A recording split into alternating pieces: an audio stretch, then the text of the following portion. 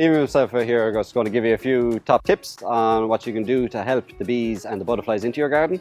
You can obviously plant your plants, but there's a few other simple little things you can do. So one of the easiest things to do is basically you can leave an area of your garden and don't mow it. Leave the grass grow, leave the flower heads on the grass grow, let the clover grow, let the dandelions grow. Like the bees love the dandelions, it's the first source of a lot of nectar for them in the springtime. Just let it all grow wild and leave it grow until around August. A few other things you can do, Ian, brother? Big one would be definitely trying to reduce your pesticides in the garden. Yeah. So like for slug pellets, stop using your slug pellets, try use eggshells instead of them.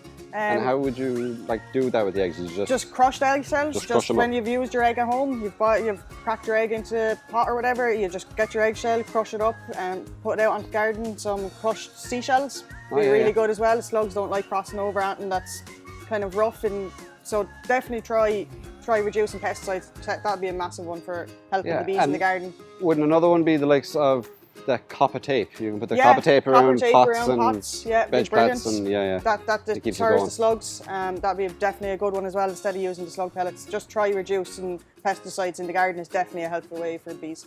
Definitely, yeah. There was one thing myself and my daughter did there a few years ago. We made a little bug hotel, we called it, and it was just little bits of wood, little shapes. I think you actually have something like that. It's like a birdhouse, that one. So introducing any of those bee or bug hotels into your garden be definitely a helpful way. Just giving them somewhere nice to pop in when they're in the garden. It's just actually trying to draw them into the garden. That's a really, really nice way of doing it. And it'll also be beneficial because it'll actually attract in the likes of ladybirds. So ladybirds are really good predators. So they'll actually eat the likes of greenfly and blackfly and whitefly. That will be attacking the likes of your plants, your roses, your hebes, and stuff like that. Yeah, another way would be in the autumn time when your perennials are after finish flowering, you can just leave the seed pods on them and let them go to seed, and then that's a food source then as well for the birds going into the winter.